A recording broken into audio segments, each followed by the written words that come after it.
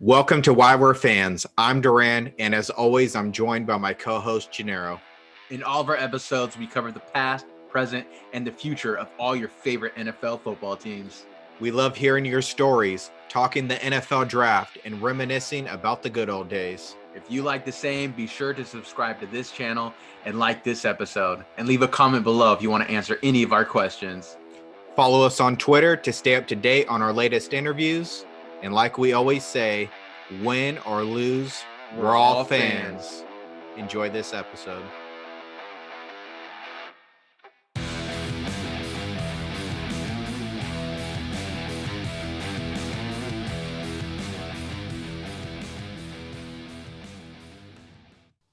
And welcome back to another episode of Why We're Fans. I'm Gennaro, that's Duran right there. And we're here today joined by Michael Terrazas. He's from the Colts Bra. Michael, how you doing today, buddy? I'm doing good, man. Thanks for having me on. It's the first time I'm on the show, but we were talking a little bit, man, before we went live, and y'all are some cool guys, man. Tired currently. It was a long day at work, but hey, man, I got this little sparkling water here with me, so I should be good to go. There you go. Not sparkling water, but shout out to Iron Ox Brewery hooking us up with some beers right now. We got an Italian style lager. I'm not going to try to pronounce it. It's Italian. I don't speak Italian. And also shout out to Hen House Brewery. Got some Hollow Moon. Duran, what you drinking on? That's what I'm on. I got the Hollow Moon. Nice. Good stuff. Man, I feel left out. I thought I probably would have brought my Crown Royal with me, man. That's awesome, man. There you go. It's not too late. Oh, man, it is for me, man. Not with the Saturday I have planned. There you go. Well, Michael, where can they find you on social media? Yeah, plug. Plug it. I guess you could say it's a weird handle, but it was the handle I had when I first created my first ever podcast. It's at Underdog Sports 4. The U is capitalized, S is capitalized in sports, the first one, not the second one. And then the D in dog is capitalized, and then it's a 4. I'm probably going to change it here soon to something more legit, but that's what it is currently. You got it. We'll put all your links below. We'll have a link, so go ahead and follow on through. Check out what Michael does, especially if you're a Colts fan. But I think this is going to be a fun team to talk about. I mean, they're, to me, an up-and-coming team. They got a new quarterback. They have some notable free agents, and there's just a lot to talk about. So I'm sure we'll cover it all today. Oh, yeah. Absolutely. G, ready to dive on in? Yeah, man. So let's get into it. So, Michael, how did you start bleeding that Indy blue? Whew, man. Well, my brother, who was a Cowboys fan, shout out your I brother. was the little brother. He was the big brother who just got home from school. You know, you got to get on and watch Sports Center and all that stuff. I was the little brother that was bugging him, so I walked into his room, sat down, watched what he was watching, and Peyton Manning they were talking about him. And so I just found out about the game of football. My brother tells me that's Peyton Manning. He's the best quarterback in the league. I'm just like, Peyton Manning. All right, you know what? I want a Peyton Manning jersey. I don't even know who the hell this guy is, but hey, I want a Peyton Manning jersey. And ever since then, man, it's just, I loved the blue, the color blue. I got to learn more about Tony Dungy and the man that he was, and just, I mean, the legend that he was in my mind. And man, that guy is an inspiration to a lot of men that I know. And it just kept growing more and more, you know. I got my first cell phone. I didn't go and get girls' numbers. I didn't go do any of that, man. I went to ESPN.com. I started looking at rosters. I started doing all that, man. The love for it all, it was always there my whole life, man. Even in school when I was supposed to be doing homework, man, screw you. I'm going to be watching highlights. I'm going to be – because I was in Texas, so I never got to see the games live. But now that I make money, I can pay for Sunday ticket. But, yeah, man, the love for it always grew on me. I still have such a passion for it. And to be leading Colts Brawl, to be in charge of it all. And, of course, my guy, Destin, he helped me out with so much. And we have our third co-host who actually was the first guy to reach out to me when I had my small little podcast. And it just felt right to add him to the crew. And it's just something that's very surreal. Like, I work so much and I don't have a chance to actually sit down and enjoy it. But when I do and I really think about it, the writers we're bringing on, the teams that we're creating, bring the juice. It has come with us. Forged in Blue came with us. And it's just all a true blessing, man. It's something that I thank God for every day. It's just the love for it all, man. Being able to give an opportunity to give someone a platform that they want to talk about their favorite team. Because I was that guy. I was in their shoes. I wanted to talk. So much. I wouldn't shut up like I'm doing right now. So that's how it all started, man. It's just a dream that I just want to be the rest of my life. Hell yeah, man. I listened to a couple episodes and on the Broad Network. That's awesome. I mean, Broad Network is doing big things. I love what they're doing. And man, first thing that I noticed, the very first thing when you open up your podcast is that intro. That intro got me hyped. You know, it's man, you're doing a great job. I gotta say that, man. Thank you. And I'm sure you're just like us. If you weren't on the Brawl Network talking Colts, you'd just be talking Colts anyways to someone else. So you might as well do it and put all your work out there. Dude, my brother is a Saints fan. So can you imagine how that house was the night of the Super Bowl? Can you imagine that? And I'm a TCU fan. He's a Baylor fan. So can you imagine that household with that? So yeah, it was talking sports all the time, man. That's just what that's always been my first love. Yeah. Well, I know you said you were, you're in Texas, but you're a Colts fan. How did you watch those Colts games before NFL Ticket? Did you watch the ESPN tracker? Did you listen to the radio? Did you do anything like that? I couldn't listen to the radio because we were in Texas. I didn't pick up that station, but I would be watching the Cowboy game with my family. They were all Cowboys fans, and I would be looking at the box score like underneath when it would come along. You know, that old school one, that Fox had up in the corner, and then it went down low, and that's how I did it. And luckily, if that game already ended and the Colts were in a great game, it would switch over to that one, like that Andrew Luck's rookie year. Man, it hurts to say his name, but Andrew Luck's rookie year, that last second touchdown against Detroit, that was like that last minute game that they showed. So any chance, man. And also I would keep track of it on ESPN, that live play-by-play. Like, I wouldn't see anything. I would just see what happened. Yeah, exactly. We're so spoiled nowadays with this damn NFL Ticket. Could watch every game, red zone, and all that stuff. I mean, there's no going back now. Nope. So I know you got a lot of shit from your family and, especially on game day and stuff like that. But did you have someone around you that was a Colts fan that you can kind of vent to or talk football with, or were you the only one? Man, dude, there is Cowboy fans, Saints fans, Texans fans of all fans.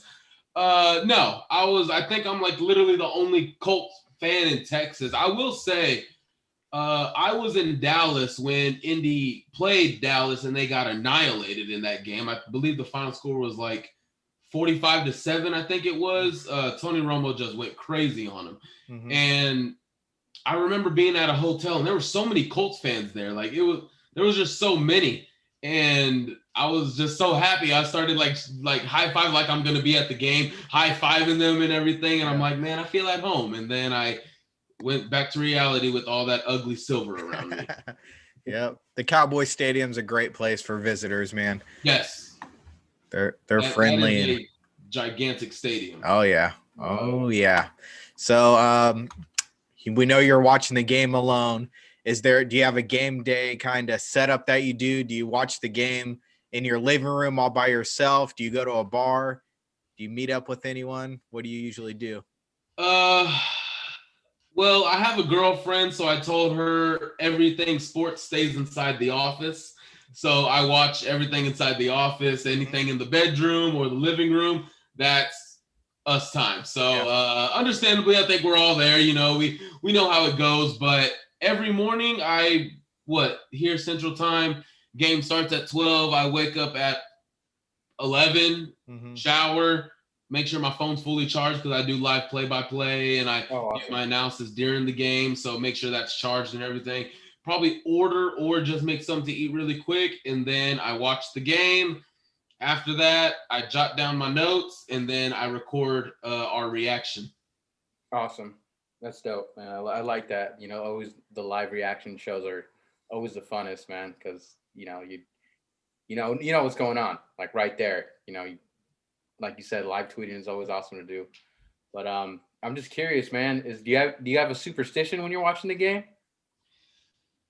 Oh man, we had all kinds of answers. We had somebody saying like, I have to drink a certain beer, I have to wear a certain shirt, or set a phone down somewhere. I mean, we had a Detroit fan who didn't have anything because Detroit, it doesn't work for them. Shout out to Nick. I'm not gonna lie, man. During this season, I actually had to put my phone down. Okay. Face down. I had to put it down. And for some reason, the Colts would just start playing good again. I'm just like, dude, what? Like, I want to tweet, but then, and I have people coming at me like, what's happening now? What's happening now? I'm like, guys, I can't tell you. Yeah. Like, that's just, and plus, I'm pretty sure I probably annoy my girlfriend when I'm watching the games on Sundays, but she puts up with it for 3 hours, so we're okay. There you go. I know you said that you like to keep all football into the office, but what's the memorabilia looking like? Do you have a little man cave in there? Do you have any stickers on your car? Where else do you get to express that at? Any tattoos? No tattoos. No. I'm not the biggest ink guy. I don't know. I just don't. I'm not the biggest, but I have blue lights around my TV. I have a mattress set up. I have a $100 couch that I sit on. The Xbox is set up. A circle light, my desk, my microphone, and my MacBook. Man, not too much crazy stuff going on, but hopefully I'll add to it soon. There you go. It's always interesting. Like we're curious one day, so we started scrolling, and we see all these crazy tattoos, and we feel sorry for the guys who want to predict their Super Bowl teams by getting it tatted before they even make it. I'm like, ooh, that's ballsy right there. I mean, I am eventually going to get a Niners tattoo because, I have a bunch of ink, but yeah, man, I got to find a place for a Niner tattoo for sure for myself. Yeah, I've seen a lot of people name their dog after their team, and I'm always like, I can't do that because I hate my team so much from day to day that I was like, I can't put that on my dog, man. He's got to be neutral. He's got to be neutral. You play fantasy football at all? What's up? You play fantasy football at all? Just for fun, really, not where you can win money. I don't do all that. And plus I think it's DraftKings that it's not even legal in Texas yet. But just for fun, man, I was in it for like 5 or 6 weeks. Dude, everyone on my team got injured. I lost the game like 198-17, 200-30. I'm just like, dude, screw this. I deleted the app. Dude, everyone was injured. Like the defense, the quarterbacks, even my backup quarterback was injured. Like, man, it was just not a good year. Not a good luck, man. Not a good luck. Nah. Yeah, that's the way last year was. It was pretty brutal. It was pretty brutal.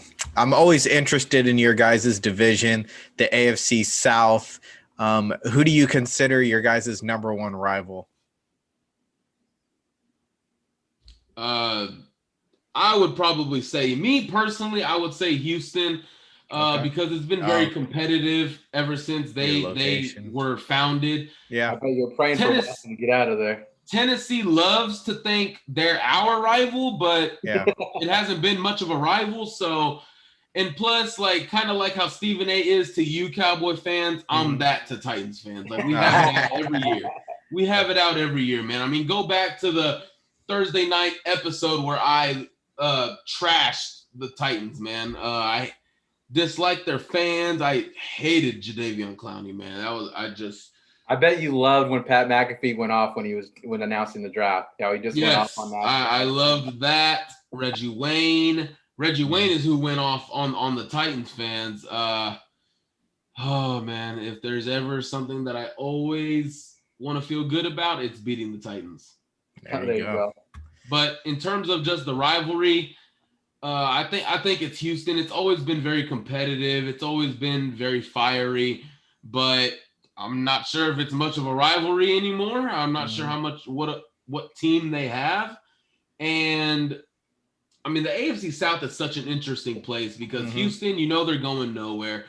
I mean, not Dak. Deshaun is not going to play another snap, even if he is still on the roster during that season. But Jacksonville, is Urban Meyer legit in the NFL? I mean, this isn't college. The difference in the NFL and college it's very different. As much as people don't want to say, it's very different, man. It is. Look at Nick Saban, man. Look shit. Huh? Look at Nick Saban. Hey, I mean, in the NFL, but in college, the greatest of all time. So with Urban, obviously Trevor Lawrence is coming. Of course, they're going to throw smoke screens and say, oh, Zach Wilson in the conversation. No, he's not. He's not in the conversation. He never should have been in the conversation because if he was in the conversation, you clearly suck at your job. So Jacksonville, they have a lot of money. They got draft capital.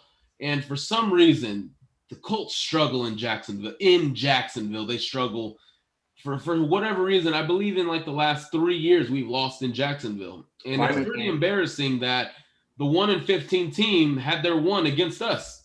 And that was pretty embarrassing to watch because, I mean, I remember even discussing it game one. I said Gardner Minshew has nothing to lose this season. He's going to come out every game and he's going to fire it. And that's what he did. And we lost because of it. But it's going to be very interesting. The Colts are primed and ready to make a lot of moves. I've been hearing a lot of noise about Jonnu Smith, Bud Dupree when it comes to Indy. And oh man, I'm ready to get back in that contention. Yeah, for sure. Hey, so I know that you said that you've been to Cowboys Stadium. Have you seen the Colts play anywhere else? No. I've attempted a couple of times to see them in Houston. Yeah, what's your wish list, man? Which the stadiums, man? Let us know.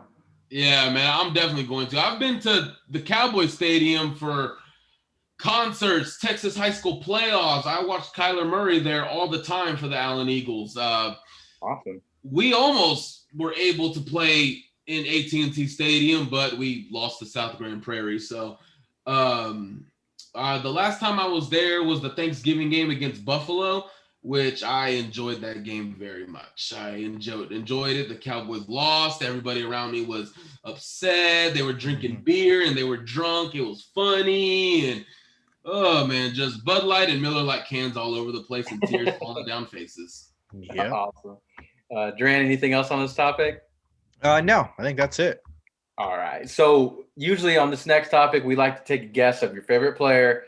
So let us take a guess. Hopefully we're close. Duran, go ahead and fire away first. I was going to go with someone else, but talking about the jersey, the reason why he's a Colts fan, I got to go with Peyton Manning, the legend. Well, myself, I'm going to go with he kind of similar personality to this guy. I'm going to go with Pat McAfee, baby. Dude, I got to, man. The way he's like sounding off, he's like, you can cut that off. Right, so we're guessing my favorite player of Colts all time or like currently? All time. I'm going Pat McAfee, obviously. All time?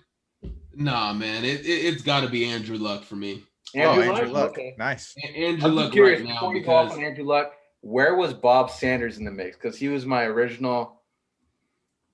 Bob Sanders. I actually had Gary Brackett and Robert Mathis above Bob Sanders, if I'm being honest. Yeah.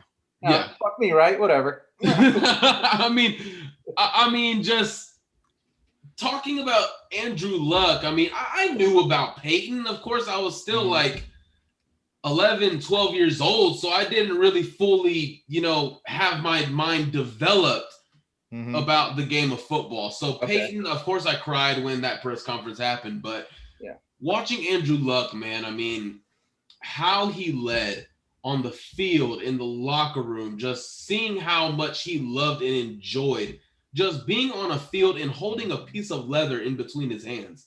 I mean, it was a beautiful thing to watch, and it breaks my heart that it was ripped away from him. I mean, it's the craziest thing I think it's happened in the modern era of the NFL. I still think that's the most shocking retirement of all time in the NFL. Wow. Just watching him grow as a man before my eyes, watching him grow as a player, as a quarterback, and you clearly saw the hurt that he went through on the field, behind the scenes, I wouldn't even, man. God bless his wife, because she put up with a lot. And he's a father now. And I know there was probably some rumors about him coming back, and I reached out to a couple folks. That was never in the mix. Andrew Luck is set on being a father. He's set on his book club, doing stuff for the hospital. I don't envision him coming back to football in any capacity, but just my love for the Colts grew more when I watched him. And when he stepped away, I knew it was legit because my love still stayed. And Andrew Luck, Peyton Manning made me fall in love with the Colts, but Andrew Luck made me fall in love with football. Oh, that's a great answer, man. I love that answer so much. I bet you were pissed off when he announced it, then all these Colts fans just came at him sideways. I mean, you don't know what this toll is taking on him. I mean, I loved his mic'd up, because like, even though he's getting blasted by these 250 plus, whatever, how much they weigh linemen, he's over that. Oh, good hit, baby. Nice hit, big guy. Yeah. I'm sitting there, I'm like, damn, deep down, like, he's like, fuck, that hurt like a motherfucker. Like, I'll forget that. I would bounce back up and look at my lineman like, y'all freaking suck, man. Like, y'all. I don't know how he kept his composure during those years, man. Right? I hate Ryan Grigson, man, and that is a word I would use. Ryan Grigson destroyed this man's career. He went out and signed, who the hell is Trent Cole? Like, who is that? And then went to go get an aging Frank Gore and then an Andre Johnson who clearly fell off. And the best game he had was against the sorry-ass Texans in a Colts uniform. Like what? And then you are primed and ready to get either Xavier Rhodes or Landon Collins, and you pick Philip Dorsett. And then Bjorn Werner. I've never eaten, man, dude. He's back in Germany. Like, oh man, I'm already getting myself heated again, man. This man was the worst GM. Oh, Michael, get him. The worst GM in football. He didn't know how to build a defense. He didn't know how to build an offensive line. He got lucky drafting T.Y. Hilton. He drafted Kobe Fleener and Dwayne Allen, but Andrew Luck made them look good. They were nothing after they left Indy, but Dwayne Allen had some success in New England because that's New England. That was the dynasty years. And man, dude, just seeing how, and it just puts an emphatic statement on how great Chris Ballard is. Because in my opinion, Chris Ballard's the best GM in the league. He's the best constructing contracts, drafting, value signings, and free agency. He just had the best rookie draft class. He just had the best. And you could argue Tampa Bay. They had some solid rookies, man. But Michael Pittman, future number one. Jonathan Taylor, the third leading rusher, and he missed. Like, go back and look at his first 8 games. He was at 400 yards, and then in the last 8 games went on for nearly 1,000 yards. Like, Jacob Eason is a guy I'm high on. And did Chris Ballard draft Quentin Nelson? Yep. Yeah, he did. Okay. I mean, one thing I did like too is me and Duran, we always follow the Senior Bowl, and one guy that we really liked is Rocky Sin. And I remember you guys drafted him, and we were stoked for it because I was watching, actually, it was a YouTube Inside the Draft War Room, and we got to see Chris Ballard and him going back with I think it's John Dorsey. He's like, yeah, not now, I'm drafting. And he seems like a cool personality. The players have nothing but great things to say. It's like, man, the culture difference was just amazing. I mean, Chris Ballard is the most honest GM. I mean, most GMs have 23-minute press conferences. Go to his press conferences. They're an hour and a half. He doesn't shy away from any questions. He is going to tell you literally straight up what his plan is. Day one, it's not about one player. You're going to build through the draft. Yes, we'll sign some free agents, but I'm going to build through the draft. What has he done 4 years into? Focus on the draft. Sign some free agents, and if a guy is worthy of a trade, he's going to pull the trigger. You saw that last year with DeForest Buckner. I had no idea that was coming. And Chris Ballard came out and said, hey, that was in the works around the time of the Super Bowl. That was in the works for 2 years. And clearly, on San Francisco's part, they needed to do it because of cap reasons and they traded back and gained more draft capital, which I think last year they only had 4 draft picks, I believe. So, yeah, I mean, it was a genius move because DeForest Buckner changed our entire defense. And I love it because at 13, Javon Kinlaw, I mean, he looks promising, but the injuries, what is he going to produce?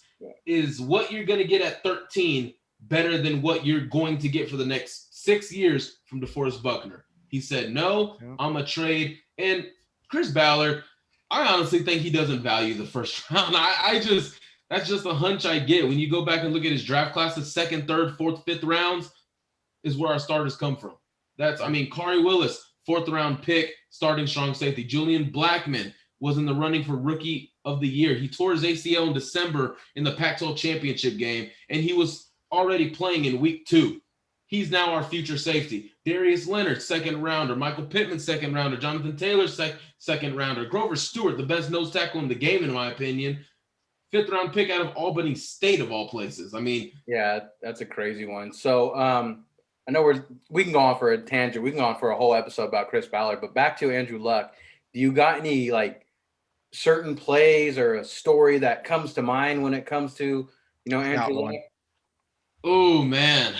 I think it has to be the 2016 season finale when, you're clearly going nowhere. It's a meaningless game and you're playing Jacksonville. You're out of the playoffs, but just to see his reaction after he threw a touchdown pass to Jack Doyle to basically you just won a game for nothing, I guess you could say. And just to see his reaction, it just spoke volumes of the player he was, of the winner that he was. And then the Kansas City playoff game of 2013, I remember I gave up on that game 38-10. I went outside to play basketball. I come back and it's 41-28. I'm like, whoa, what? Like, and then they came back. He was always a resilient football player. And exactly. He was nothing ever stopped him. Yeah. He loved it. And it still breaks my heart to this day when I think about it. He loved this game so much. And now, because of the pain, the rehab, the stress, it was so much that he just said, I don't love this anymore. I'm not happy doing this anymore. I did this for 25 years and I was never tired of it, but now I just can't do it anymore. That's just so heartbreaking to look at. And the Colts did right by him, man. He earned every single dollar of his contract. They let him hold on to it, to everything. Even for the last 2 years he was retired, he was still getting paid, $28 million each year. Yeah. That's the life to live. I'm telling you, man. That's just going to the book club and, oh, hey, look, another $5 million in the bank account. Okay. The Colts aren't the Lions. The Lions make all their players pay back that money. Yeah. But I went back and I watched that 2013 playoff game versus Kansas City last night. And we know Alex Smith was the quarterback for Kansas City at the time versus Andrew Luck. Yeah, you mentioned it. You guys were down 38-10 at one point. Then all of a sudden, Andrew Luck just turned it on. And that shows his, resilient, never give up attitude. It all, started coming together. That damn Donald Brown fumble recovery. That play right there is what kind of summarizes Andrew Luck to me. A quarterback could just stand back there, not dive on footballs. We've seen Cam Newton, some guys just not want to put their nose in there and do it. Andrew Luck's putting his nose in there. He grabbed the ball. He dives for the goal line. He scores the touchdown. You guys end up coming back to win 45-44. That was an amazing game. And that to me was the single memory that I think of when I think of Andrew Luck. I mean, amazing player, man. I mean, if I can chime in about my favorite play is his college days, man, where that guy, I think it was a fumble against USC and he just comes back. No, I think it was a pick, actually. He comes back, chases, waits for the guy to come his way. I remember that. Hit and forces the fumble. I'm like, damn, this guy's a monster. If you watch that Kansas City game, he throws 3 interceptions in that game. And you go back and watch it, he's trying to make the tackle on each one of those interceptions. Like, he's one of a kind, man. He's definitely one of a kind. One question that I always like to ask is, if Andrew Luck was Batman, who would be his Robin? Who was his go-to guy? Ooh. T.Y. Hilton. Yeah, it has to be T.Y. Hilton. I mean, honestly, I really want to say Reggie Wayne, but it's more T.Y. I agree with you. Yeah, it was more T.Y. because, I mean, that injury to Reggie Wayne in 2013, that ACL tear, and that was even – I remember that was against the Denver Broncos, the first ever Peyton Manning returns to Indianapolis, and Reggie Wayne was wide open, but Andrew Luck underthrew him, and he just landed awkwardly, and Andrew Luck was so pissed off, man. He knew that was on him, and that forced T.Y. Hilton to grow up more, and he took it on, man. He is the third greatest wide receiver in Colts history. I mean, up there in the record books with Marvin Harrison, Reggie Wayne, third in receiving yards, receptions, touchdowns. He's almost at 10,000 yards. Yeah, and that's got to be T.Y. Hilton. Yeah, going back, Andrew Luck threw 34 touchdowns to T.Y. Hilton. He threw 14 to Reggie Wayne, so – T.Y. Hilton definitely takes the cake. One guy that's in between those two, though, is Dwayne Allen with 19. No, I don't know that. So yeah, that was a pretty crazy one. I didn't hitting on him, Michael. Yep, I didn't expect to see that, but man. So I'm just kind of curious. So Andrew Luck's your favorite player, yes, but do you have anybody that's under the radar, like underappreciated? Man, that's got to be Braden Smith, right tackle for the Colts. It has to be. He was drafted out of Auburn, I believe. I want to say the second or third round. I want to say second round. It was the 2018. It was that haul of Darius Leonard, Quentin Nelson. It was in that same draft. And he was a right guard at Auburn, and we drafted him here to be a right guard. And he was right in the sidelines, and he was and out of necessity, we were literally just damaged all over the offensive line on our Thursday night game against New England. We literally had nobody. I can't even remember who we were playing, but I remember Braden Smith trotted out there at right tackle, and he actually did pretty well. Trotted him out there again, did pretty well, and he just doesn't get beat on the outside.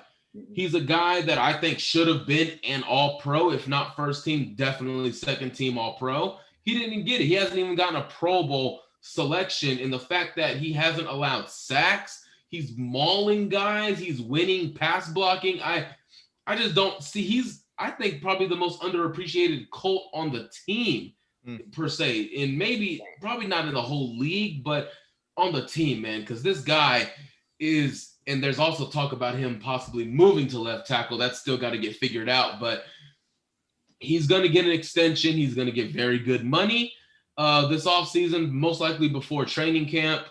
And, I mean, I just can't say enough about Braden Smith, man. He did get injured, missed the Pittsburgh game of all games when you play T.J. Watt. And clearly we never had to worry about the right side. But that game – everything went wrong. Yeah. Great answer. I love that answer. Definitely. And I think you guys have probably taken over as the best offensive line in the NFL when you're all healthy, when everyone's there.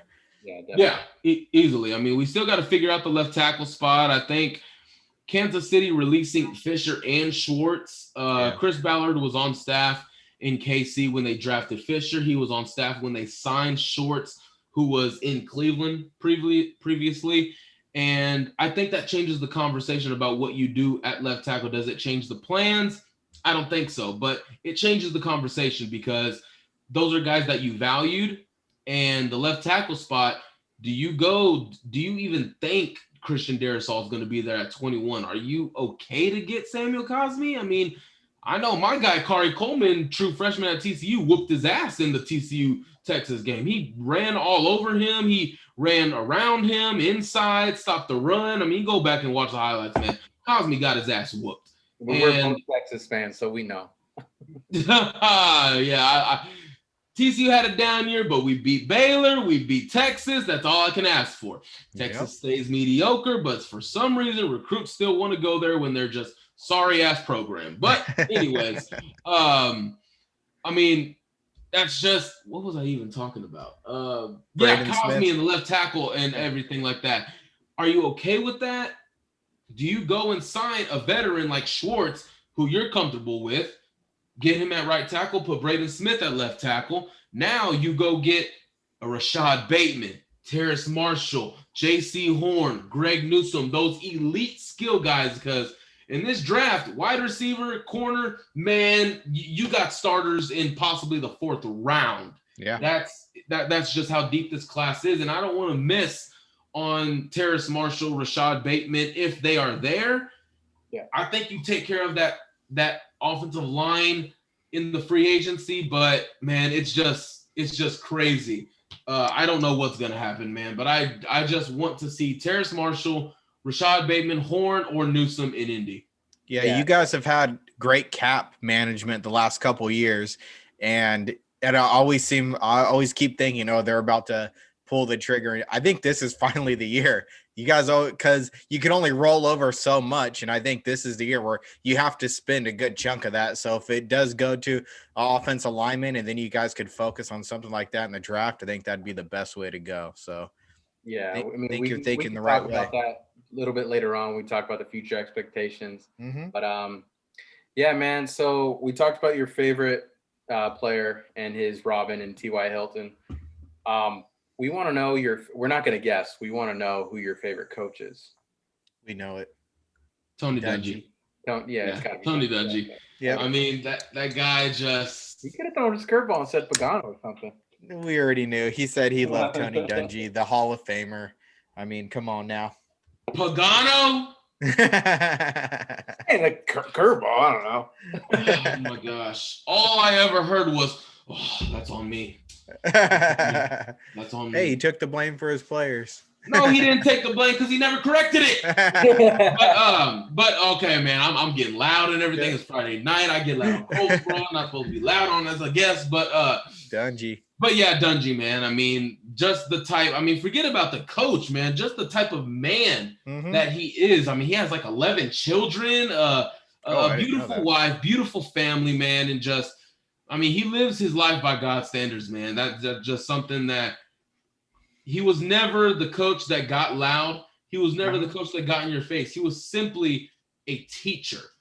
If you messed up, hey, man, come here. Look, this is what happens. He never got in your face. He never belittled you as a player. He always built you up, built up character, and he cared about that more so than talent. And, I mean, the Super Bowls was always important because, of course, that's your passion. That's why you coach the game. That's why you put in 16 hours a day through, July through January?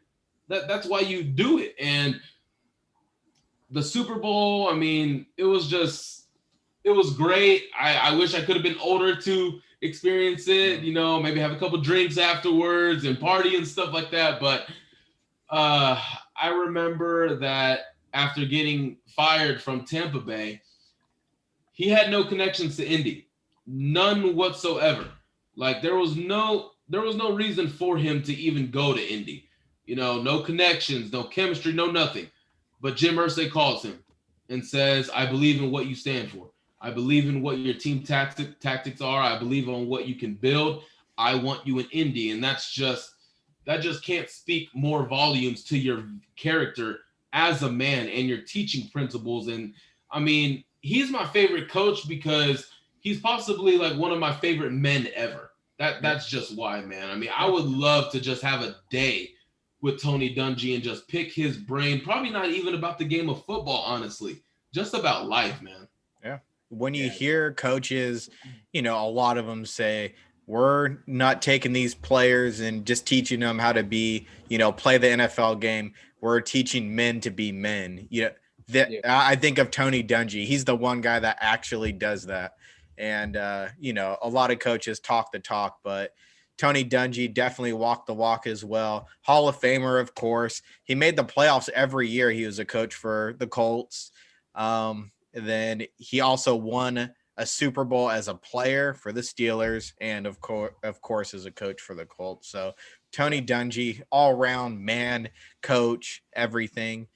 a real Hall of Famer, a guy that belongs there. So I'm glad we picked Frank Reich is climbing that list, though. Yeah. What was that? Frank Reich is climbing that list. Oh yeah, man. I love that man. Yeah. Give him a little bit of success, and I'm sure, especially for this younger generation, he'll be the man. He'll be. I mean, he's great. I actually want to put a point out about this because Colts Nation is a little sensitive. They go crazy over anything. So let me give y'all just a little bit of an example. 2 years ago, defensive coordinator Matt Eberflus needs to be fired. He sucks. Last year, when the Colts, lost a couple of games here and there, Frank Reich needs to be fired and Matt Eberflus needs to take over as head coach. Like, were y'all not just calling for this man's job just the year previously? Now why do you think he hasn't been signed as a head coach yet? Come on now. I mean, I love Matt Eberflus, former Cowboys linebacker coach, but I just don't trust this scheme, this Tampa 2. It's just, it allows too much underneath with these speedy guys coming in.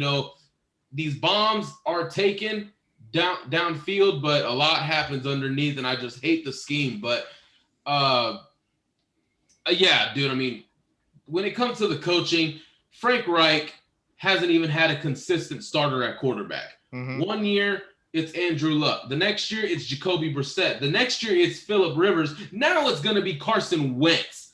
He can't even get a full 2 years in with a guy. But yet, he even fixed Andrew Luck's turnover problem year 1. He made Jacoby Brissett look really good.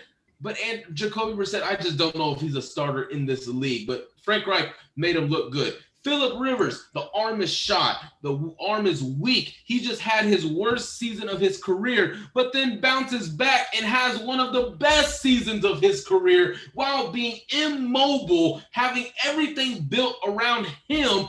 Frank Reich is a top 5 play caller in this league. Schematically, play calling, it is top notch. Andy Reid is just a godsend because Patrick Mahomes makes him look good, but we forget about all the times he failed in Philadelphia. We forget about all that. Now Kansas City. Now he's a legend. But it just changes because Frank Reich can now have a guy who he has chemistry with and can possibly have him for consecutive years. I still don't know about this Carson Wentz thing. I believe in the talent, but my questions rely from the neck up. Where is he at mentally and all that stuff? But Frank Reich, man, he's the guy. He's not going anywhere. Yeah, I think you guys are off to a great start. I looked back at Tony Dungy's draft history. He's super solid. Hit on guys every year: Freeney, Mathis, Dallas Clark, Bob Sanders, Bethea Adai, Pierre Garçon. And I think that, just looking at it right now, I know it's still early, but I feel like, Frank Reich is doing the same thing. Pittman, Quentin Nelson, Darius Leonard, he's hitting on guys every year and keeping the tradition going. Yeah, I'm actually looking back at it, and, he's the first Black NFL head coach to win a Super Bowl. He was the youngest assistant head coach at 25, youngest coordinator at 28. And his coaching tree is pretty good, man. If you look at it, he's got Lovie Smith, Mike Tomlin, Jim Caldwell, Leslie Frazier, Rod Marinelli, Mike Shula, and Herm Edwards. That's pretty good coaching. Don't forget Frank Reich, man. He was an offensive assistant during those early years. Oh, okay. I did not know that. I didn't either, but until he came, that's what I found out. Yeah, now you know who he is. Now you know. Well, let's move on a little bit. We want to know your earliest Colts memory. Is it the Peyton Manning game that you mentioned earlier today? Is it the uniforms? Is it a playoff game? AFC Championship game against the New England Patriots. That's my earliest one. I remember we just got back from church, pushed my brother out of the way, turned the TV on, and that's when the interception happened. And I was going crazy. I can't even remember what I was going crazy for probably, but I was just happy that we won. That's got to be the earliest that I can remember. Is that the 2007? Yeah. Yeah, 2000. 2006, technically. Oh, yeah, 2006. The game happened in 2007. That was actually the other game that I watched besides the Andrew Luck 2013 game versus Kansas City. That was the AFC Championship versus the Patriots. I mean, back then, especially Brady and Manning were a huge rivalry. They were down 21-3, but they ended up winning the shootout 38-34. And that was actually the largest conference championship comeback ever at that time. I don't know if it's been broken since then. The funniest thing that watching back at that game is both of the teams had fumble recoveries for a touchdown. I don't know if you remember Jeff Saturday. Jeff Saturday ended up scooping one in right at the goal line. And I forget who the Patriots player was too, but he fumbled out the goal line as well. And they scooped that one up and took it in. So 2 offensive linemen scored on fumbles during that game. That was Go ahead. Do you remember that one? I mean, that was just. Yeah, I can't remember too much about that game, man. But it's your first memory. Yeah, you remember the win, though. I mean, dude, I'm 22 years old. I'm not that. Yeah. I'm not that old, man. I mean, I was like, 9 years old at the time? Probably even 7 or 8, something like that.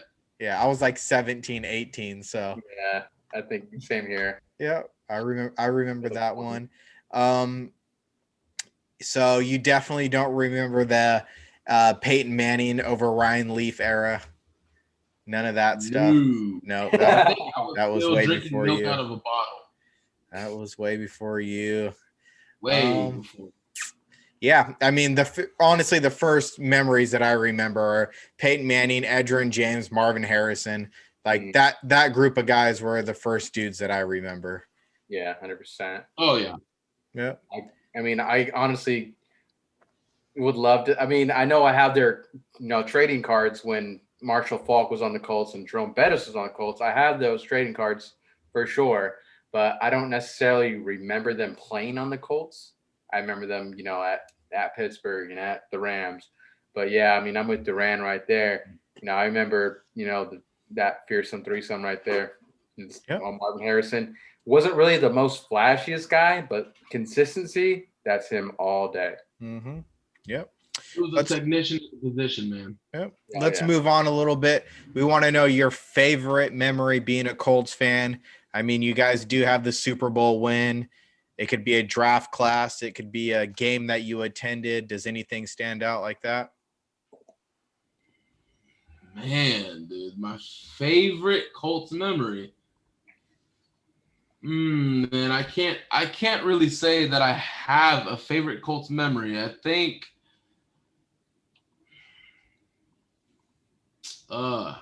we've been mediocre lately, man. It's hard to think of a great memory. You're telling me it's been 25 years. It's probably either the Kansas City game. Or okay, 3 options. The Kansas City game, beating Peyton his first time in Indy. Okay, yep. Or possibly even beating Green Bay this past year. Just because I just didn't think we were legit, and we went on to win that game, and just so many rookies shined in that game. Jonathan Taylor, Michael Pittman, Rodrigo Blankenship, Julian Blackman. I mean, all of them made game-changing plays. So that's probably got to be my top 3. Yeah, it was an overtime game. I didn't expect that. That's for sure. But I mean, 2 OGs battling it out. Of course, Aaron Rodgers, Phillip Rivers. In that game, Devontae Adams had 100 yards, and that's about it. Michael Pittman, he had 3 for 66 and a touchdown. And then the unsung hero, Jack Doyle, has to come in and get his 1 reception for 6 yards and a touchdown. But that game was just crazy. Overtime win with, I know you guys had Vinatieri, who's an OG, probably the best kicker ever. But hey, Rodrigo, he's doing his thing. He's stepping it up. The hot rod. and he's doing pretty well. And I just think you don't really notice the kicker until you have a bad one, and you guys I think have a pretty good one for a while now. Yeah, man, Adam Vinatieri screwed us last year. Yeah, he was getting old. He was getting up there. Yeah, he's getting up there. I'm pretty sure he has the most field goals ever and the most extra points ever for any kicker in the history of the NFL. Man, we were supposed to be 10-6 in 2019, and we lost to the LA Chargers, the Pittsburgh Steelers, and I believe I want to say Miami, all because of missed kicks by Adam Vinatieri. Yep. That was the difference between 7-9, 10-6, and making the playoffs. Yeah. Yep. I've heard Bill Belichick say 1/3 of your game is special teams. That's why he always loves to have the best field goal kicker and the best punter, because that just handles that 1/3 and he could focus on the rest. So yeah, when you know you have a bad kicker, it's pretty bad. And yeah, well, speaking of bad memories, we want to know your worst memory being a Colts fan. I mean, it could be Peyton Manning leaving. It could be Andrew Luck retirement. I'm thinking that's what it is. You guys do have a Super Bowl loss. You guys, anything like that stand out? I think the obvious choice would be Andrew Luck. Yeah, that was a brutal one. My worst memory, man, it's got to be losing that freaking game to Pittsburgh this past season. Being up 28 to, I want to say 24-7, I believe, and then we lose 28-27. Like that game pissed me off to no end whatsoever. Like, and it had to do with Matt Eberflus again. We all remember Pittsburgh couldn't do anything but go underneath. And in the second half, Matt Eberflus allowed everything underneath. And I'm like, dude, and the Colts have been known to be very, very inconsistent on defense. I know they were the number one defense for a number of weeks, but I just knew that wouldn't hold up because of how inconsistent this defense was. I mean, the edge rush was very average. Danico Autry, Justin Houston, solid names, but Justin Houston's not 25 anymore. He's pushing 33 right now. And the secondary, Xavier Rhodes had a good year, but Rock Ya-Sin, man, that first 2 years the first year was better than the second. I know that second year was just bad. But also, it's not good. Yeah, dude, if you sneeze on a guy, they throw a flag for just some bullshit. I mean, anything he did, they threw a flag on. And you saw that in every game. Quarterbacks would pick on him purposely. And Aaron Rodgers even did that and got picked off for it. So that Pittsburgh game, man, I was so angry. I was done with Matt Eberflus. I'm kind of right now, I still wish he could have gotten a head coaching gig, but I mean, that's got to be my possible worst memory. Yeah, that game, the Steelers only had 22 yards rushing, but Big Ben threw the ball 49 times for 341 yards, 3 touchdowns. So like you said, they were just allowing everything underneath, and it seemed like the Steelers knew it. They weren't going to run the ball, or they really couldn't run the ball this year. So everything was underneath. They do those drag routes with Juju and the other receivers and just take the short catches and try to get that yak going. And that was my entire thing. In the first half, they stopped the Steelers from doing everything underneath. What did you see in the first half that told you we're going to allow everything underneath? Why would you go to a team's strength? And Matt Eberflus, I got to give him his credit. He's also made solid second half adjustments. He's been great at that. But, I want a DC who's going to put a whole game together. I'm tired of these halves. I'm tired of these inconsistencies, man. I'm just so tired of just being so average on the defensive side of the ball, just being a laughing stock on the defensive side of the ball. I'm a defensive player, man.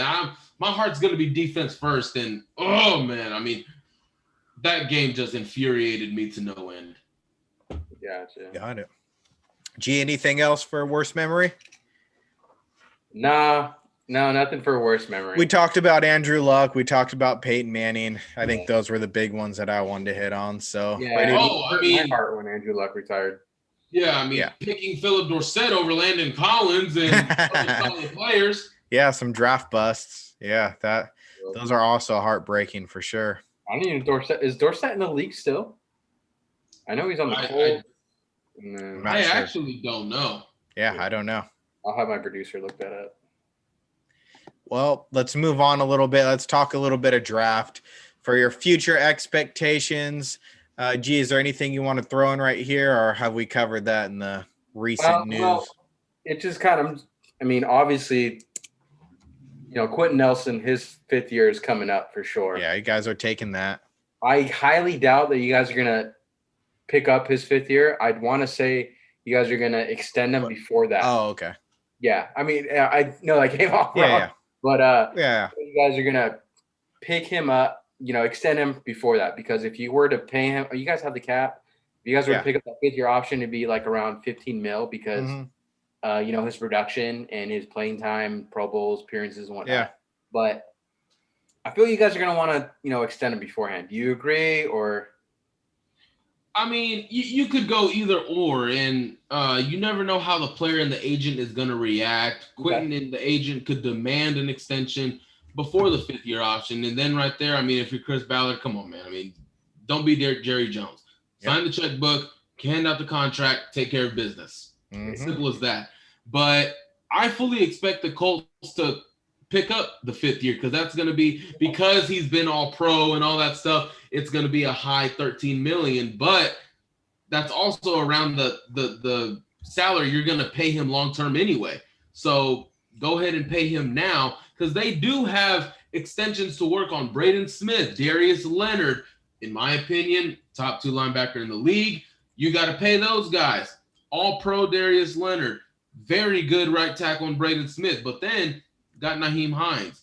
Ryan Kelly, you already took care of him. You front-loaded his contract so that way those last 2 years are not guaranteed. You already guaranteed him all his money. All of that is, I think after this year, all of that's going to be taken care of. That's how you build structure. And that's one thing I always credit Jerry Jones because when it comes to money, he knows how to work it. That's what Chris Ballard is doing. He's taking care of contracts. That way later down the line, he has the money to extend his guys. So, I mean, when it comes to cap, the cap's never as bad as you might think it is. Every team's going to work ways around that. But, yeah, I mean, when it comes to the Quentin Nelson and everything, I fully expect them to pick up that 5th year option. Gotcha. I mean, all right. So let's go on about your guys' draft. You mentioned Bateman. So does that kind of mean that Paris Campbell's pushing off? I mean, Durant knows I was a big fan of Paris Campbell coming out. I mean, he's a multi-positional player. He came into Ohio State as a running back, transitioned into the receiver role, kind of like Curtis Samuel type of way at Ohio State. But he doesn't really have that much success in the league as much as I wanted to. So with you saying Bateman, is that the kind of direction you guys want to go in the first round? Durant, do you know what pick are they picking? I forget. Yeah, 21. 21, okay. Well, if you take Bateman, it has nothing to do with Paris Campbell. Campbell, I mean, look, I'm going to quote Chris Ballard. Paris Campbell, it's not that he sucks. It's not that it's on him. He's just had bad luck. I mean, who gets tackled below the knee by an arm and destroys every ligament in his knee? Like, when does that happen? Yeah. And then his rookie year, when he finally got healthy, something else popped up. And Chris Ballard still likes Paris Campbell from, as far as my understanding, when I've reached out to a few people, Paris Campbell is still in his plans long-term. Obviously, it makes it a little bit more cheaper now. And it's crazy when you're 2 years into your career, you don't even know what your role is into the offense. But I still expect him to be a player. As long as health can still, maintain itself, I expect Paris Campbell to still be who we thought and expected him to be in Indy. That's why if I picked Rashad Bateman, it has nothing to do with Paris Campbell. I just want to still add big guys to the receiving core. That's why I love Michael Pittman. I want him to be number one because these little guys coming out of college, man, look, they look good. It looks sexy. The yak looks sexy in college. Mm-hmm. Go find me that in the NFL. That's not Tyreek Hill. Go find me that. What are these guys doing now? These first-round guys are giving you third-round production, fourth-round production. That's why I'm not high on Kadarius Toney, Rondale Moore. I love these Terrace Marshall, 6'4", 230, Rashad Bateman, Amon-Ra St. Brown, Sage Surratt. I like these guys. What about Seth Williams out of Auburn? Yes, even him. And he's a jump ball guy. He'll win it. Yeah. He knows how to use his body, box out, long, strong arms, man. Those triceps are crazy. But, I mean, that's where I think they should go. I'm torn in the first round. Wide receiver, left tackle, corner. It all just depends on how this board falls. Quarterback is going to be in high demand. You already know offensive lineman, very deep class. That's going to be in high demand. Slater, Sewell, and Darisaw, I expect to be the first three tackles gone. That brings me to just hopping off the Cosme, Eichenberg bandwagon. Possibly, we're all expecting Ballard to trade back. But if you get into a situation where Bateman and Horn are there, can you pass up talent like that? Because I'm pretty sure he wants to get that third round back that he gave to Philly for Carson. But do you pass that up, man? J.C. Horn, he just has that dog in him. He's my corner one. Oh, really? Man, he's my corner three because Patrick Surtain, Caleb Farley, those are just traits, the long arms, and Caleb Farley, it's the arms for me. I mean, everything else but the arms, that extension, zone, man, those will translate into the NFL. But, oh, man, when you're talking the skill position, man, it's a deep draft for that. But top heavy is filled with elite guy. My dream is Jamar Chase. That's my dream. Oh, you got to trade up for that. Even outside of Trevor Lawrence, my dream prospect is Jamar Chase, not Sewell, not Fields or Wilson, or I'm just not high on those guys, man. I just feel like the need for quarterback is elevating these guys' draft stock. Zach Wilson showed 1 year of solid play, not solid, great play, but finally showed he can stay healthy. Now he's the number 2. I don't know why the Jets would go Wilson in there, but in terms of the Colts, man, I don't even know what we do, but that's an interesting debate. Do you trade back if those elite guys are on the board? Mm-hmm. Those are good ones. I have a couple questions about free agents. I think we know about offensive side. I'm going to go for the defensive side. Just some names that stand out to me: Justin Houston, Danico Autry, Malik Hooker, Xavier Rhodes. Is there one of those guys that you would like to bring back? Oh, man. I was a big Malik Hooker fan. I know he's been injured. I would love if my team picked him up. I'm still a Rhodes fan. I know he had one down year, but I still think he's a top 10 corner in this league. The only one I want back is T.Y. For sure, the only guy I want back is T.Y. Hilton.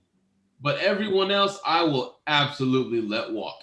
You can go test the market, go see. And from my understanding, and this is credit to my co-host Destin, who has that connection, Indy's already offered Rhodes what they're going to offer. Ballard's not going to get into a bidding war. He's not going to overpay. Yep, here it is. A lot of teams overpay. Green Bay overpaid for Preston Smith. And in his free agency, what's happening now. In his free agency, it came down to the Colts and Green Bay, but Green Bay offered $5 million more, so he went to Green Bay. Yep. And I've been told that personally. So Ballard's not going to get into a debate. He's going to offer you what he thinks you're worth. You don't like it, go somewhere else. Thank you for your time. Thank you for everything you put in with the horseshoe. Best of luck to you. We'll stay in contact. That's it. Rhodes is going to test the market. He's going to get more money elsewhere. T.Y., Ballard's going to let him test the market, but I just don't see T.Y. playing anywhere else other than Indy. Danico Autry, Justin Houston, no. Look, man, he's a bull rush guy. He doesn't have that speed. He just doesn't do anything for us pass rush wise.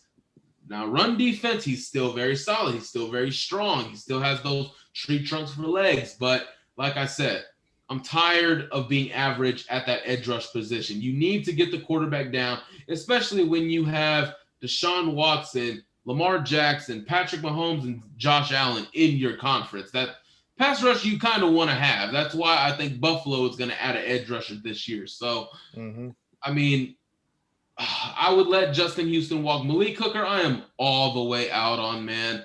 Look, he was solid at Ohio State, and you had every reason to be high on him like I did. But this scheme that we have now, the Tampa 2, it's just not his scheme. It's just not. He's not that field general that I thought he would be. Now, when it was the 3-4 Pagano one, Malik Hooker was making plays. He knew where to be, but in this scheme, it just didn't fit right with him. He never could make a play. I mean, we all remember that one-handed interception against the Chargers in 2019, probably the best interception of that year. But outside of that, man, can't stay healthy, over pursues angles, gets beat on double fakes, double moves. I mean, I just, even 2019, he was playing in the box more. Kari Willis, the rookie, was being the field general. So that told me automatically Malik Hooker's on the move. The Colts did not pick up his fifth-year option for a reason. I fully expect the Colts are not bringing Malik Hooker back. I just don't see how they do. If they do, it's going to be very cheap. Yep. But I think he's primed to tag team. I think he's primed to get back with Urban Meyer in Jacksonville. Oh, didn't even think of that. Okay. Good. Yeah, like I said, I love Malik Hooker. I know he's definitely underperformed in the NFL. He's one of those guys where I know Dallas isn't going to put out big money for any free agents, but he's one of those guys that I think isn't going to require top dollar that I think we could put a bid in and possibly win. So that's why I asked about him. G, got anything else about free agents? Nothing about free agents. I have a question about Carson Wentz. Oh, yeah, go ahead. Will Carson Wentz figure out how to play football again in Indy? Man, I mean, $1 million question. I don't even know if I can answer that question. And, I'll elaborate more on what I said when I said it's the neck up. Mm-hmm. Carson Wentz, first I want to hold him accountable for what happened in Philly. Look, when you get injured and your backup comes in and wins a Super Bowl, I don't care who you are. You're going to feel resentment to that guy because he is in your spot. You're just going to. I felt resentment at a job I had. Someone got a position that I thought I'd get.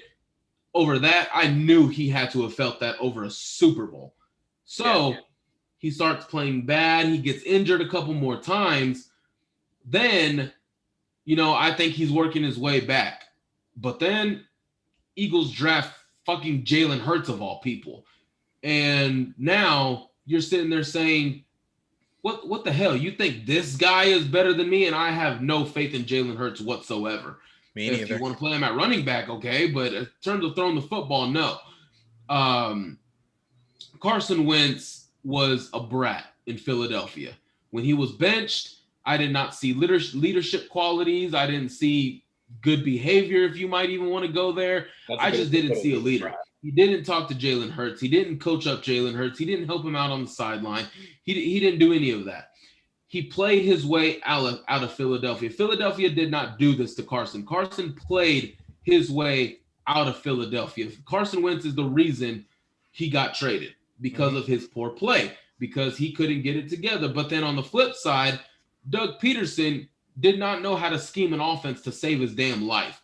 You have Jalen Reagor, my guy at TCU, who did everything. Played running back, played slot, played on the outside, kick return, punt return, did everything, and you can't get him the damn football.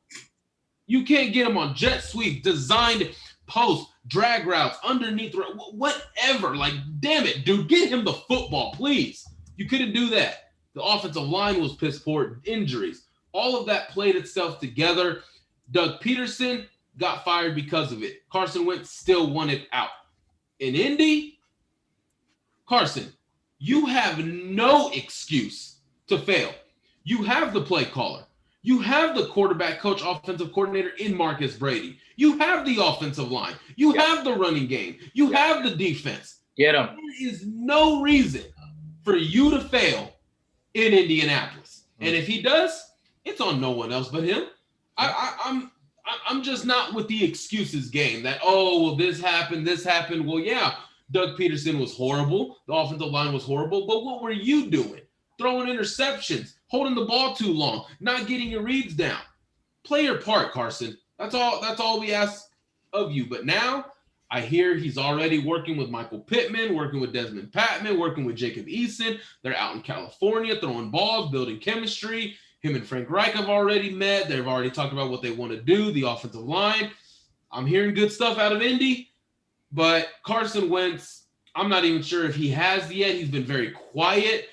Deshaun Watson has come out and spoke. Dak Prescott came out and spoke, and all these guys, and he's just stayed quiet. I want to see him own his part in Philadelphia, and that's just what I want to see. But in terms of can he get back to being in that MVP form, I think he can, because there's literally no reason that he can't. It's just, how mentally tough are you? Can you handle being coached by Frank Reich? Can you handle being in the same huddle with Quentin Nelson? Yeah, he's just a guard, but he's the damn best lineman in football. He demands the best out of everyone, even if it's the quarterback. No one is beyond reproach to Quentin Nelson, even the quarterback. He is going to demand the best out of you. Marcus Brady's going to demand the best out of you. Frank Reich's going to demand the best out of you. How are you going to respond to that? If Carson Wentz gets injured, Jacob Eason comes in and lights it up, how are you going to respond to that? Are you going to be a pouty little girl in the corner, or are you going to help congratulate Jacob Eason?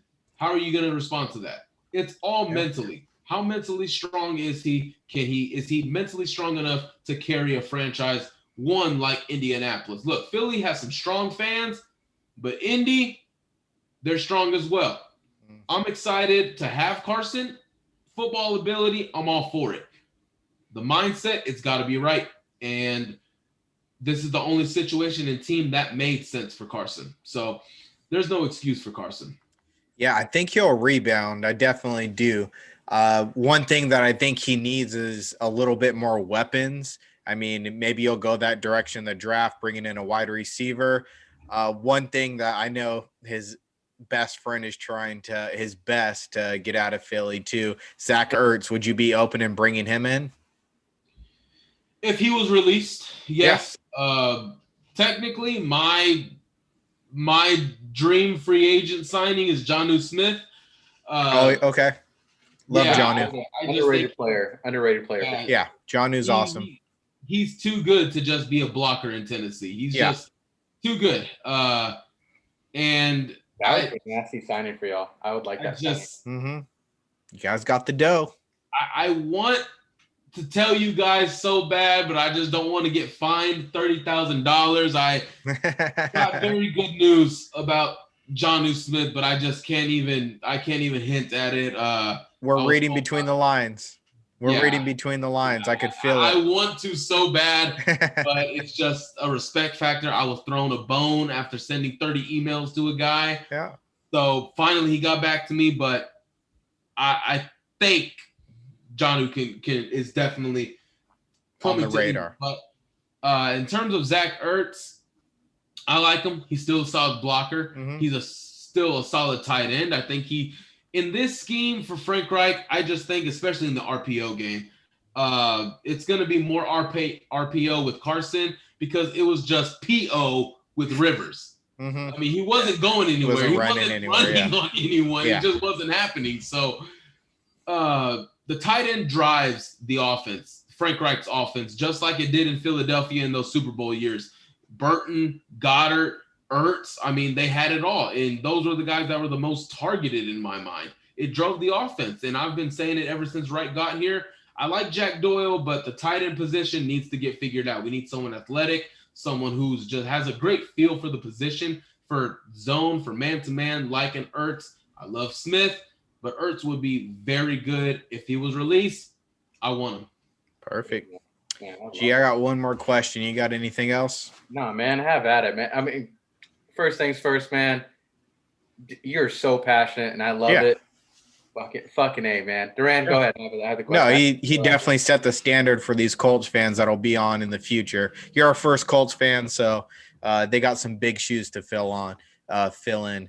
My last question is regarding coaching. I know Frank Reich, me being a Cowboys fan, I know Eberflus. I don't know anything about Marcus Brady. He's your offensive coordinator. Previously, he was the quarterback coach. Do you have any other insight on him? Do you think he'll succeed? Are you a little iffy on him? What do you got? No, I'm not iffy on him at all. He's a solid quarterbacks coach. He's been working with Andrew Luck. He's worked with Jacoby Brissett.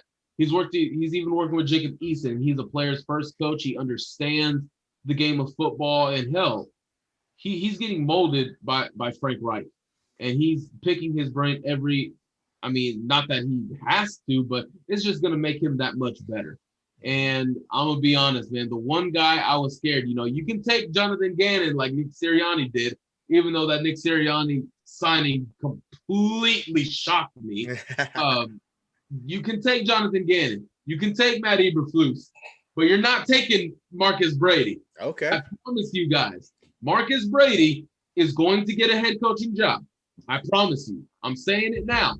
He's going to get a job in the next 2 years. I'm keeping this receipt, man. He's going to get a job. I'm gonna tag you. I'm gonna get this clip and be like, dude, my guy Michael said it first. Dude, he's going to get a job in the next 2 years, is my opinion. He's a guy that's heavily respected, heavily loved in the Colts community, and the NFL knows about him as well. He understands the game, and plus, with this offensive coordinator, new promotion, he's going to have a hand in the scheming. We're going to see some new stuff, and I'm definitely looking forward, if I get the chance, to ask Frank Reich about how he's done thus far, and he's not going to tell me what they've worked on, but, maybe I'll just ask the question just for, hey, YOLO. So. Shit. You got it. That's the reason I asked the question. I love hearing that. That's it for me, G. Yeah, that's it for me as well. Michael, if you can stick around just a little bit after if we end this conversation, that'd be awesome. Absolutely. But, that's it for me. That's it for Duran. I got to say, man, this is a great episode. Never met a more passionate fan, especially a Colts fan. That's so awesome to hear. Yeah, this is what it's all about. Exactly. This is what it's all about for sure. Bringing back some nostalgic memory of Andrew Luck, which still in my heart feels so weird to say. But, man, I loved it, man. One more time, where can they find him? Where can they find Michael? Let us know where. Yeah. Plug your work, man. Anything you're working on at the moment, let us know where we can find you. Have at it, man. Hey, man, I'm trying to get. Hell, I mentioned them. I'm trying to get Braden Smith and Kari Willis on the Colts Brawl. I'm trying to get those guys. We already booked Antoine Bethea as a guest here in the next coming weeks. Hell yeah. We have an all-star lineup of guests going on. Laura Overton, the lead spokesman for the Indianapolis Colts. We're going to get to talk with her in the next couple of weeks. Kevin Bowen. If you're a Colts fan, you've heard of Kevin Bowen. So, follow Colts Brawl, guys. That's I don't even care if you follow me. It's about Colts Brawl, man. That's what I'm trying to build. And it's not just me.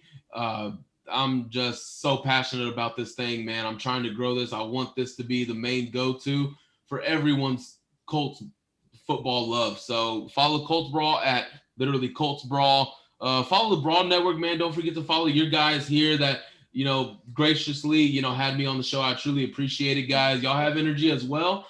And yeah, don't even worry about following me, man. Follow Colts Brawl, man. That's what it's all about. And it'll all be below. Yeah, we'll put all the links below for sure. Like you said, follow us on Twitter at Why We're Fans. Exactly how it's spelled. Follow us on, Apple Podcasts, Spotify, on YouTube as well. We'll put this out. Like you said, we're going to tag this below. Signing off for myself, I'm Gennaro. That's Duran right there. Cheers. Thank you.